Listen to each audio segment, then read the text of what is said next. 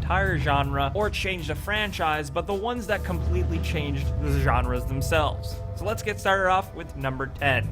1999's Shenmue ushered in the mainstream adoption of QTEs. Yes, QuickTime events. You've seen them popularized in other games like God of War,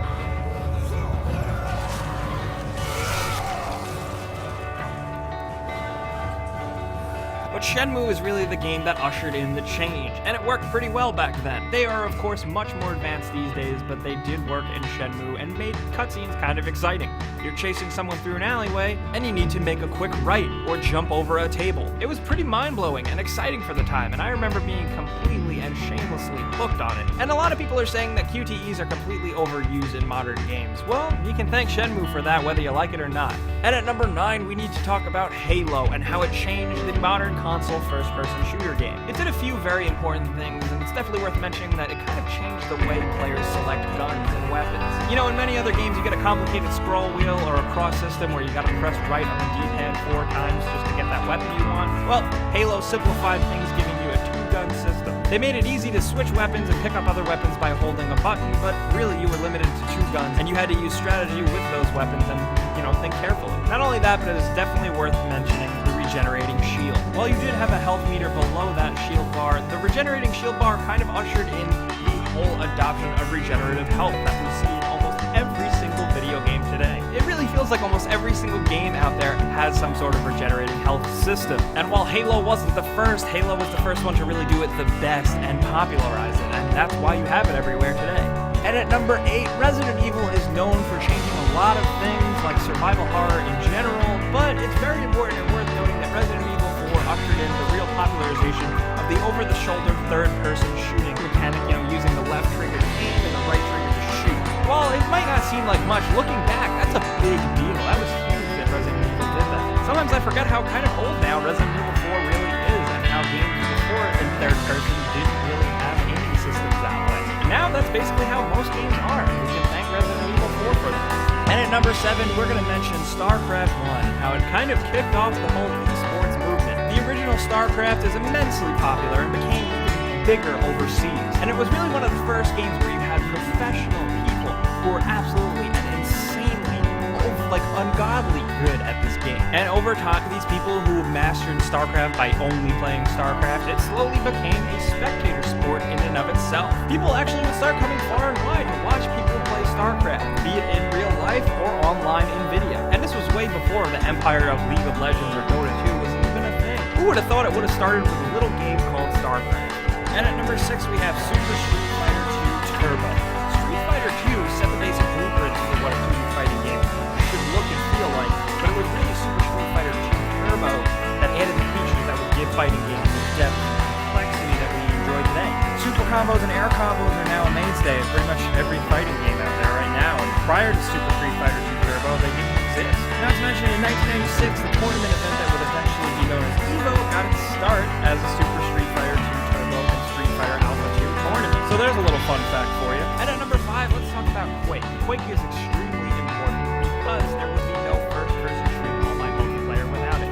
This was the ground floor for that type of stuff. Arena-style shooting, running around at breakneck speed, blasting your friends. Quake's big innovation was just the fact that the entire thing itself was innovative. The original Quake was so much fun and popularized playing competitively.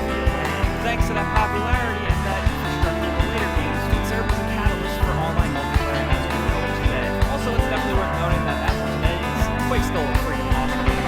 And at number 4, let's talk about the big innovation that Call of Duty Modern Warfare.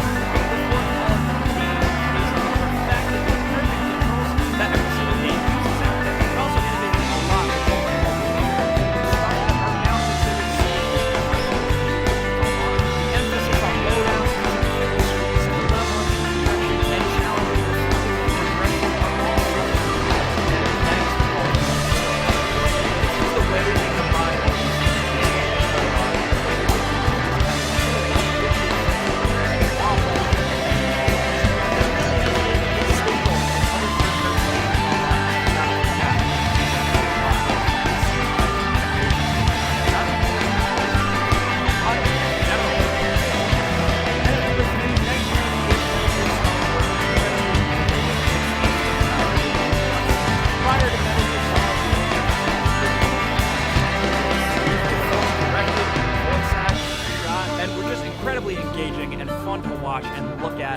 were incredibly lengthy, and it was all just something that we haven't seen before. But honestly, now so many games have extremely dense narrative, story, and cutscenes. Metal Gear Solid basically set the pace for what video games could really do in terms of telling a story and how it does that. Also, it was just a really awesome video game, and Solid Snake is the coolest. And at number 2, you know we were going to mention this, Grand Theft Auto 3 and the open world sandbox. Grand Theft Auto 3 ushered in this huge, open, lived-in, three-dimensional Liberty City that you could play to your heart's content like a little kid in a toy box. Contrary to popular belief, it was not the first open world game at all, but it was the first really three-dimensional one that just let you do whatever you want. It had side quests, it had things to find, and quests that you could complete in whatever order you like, or you could just ignore them.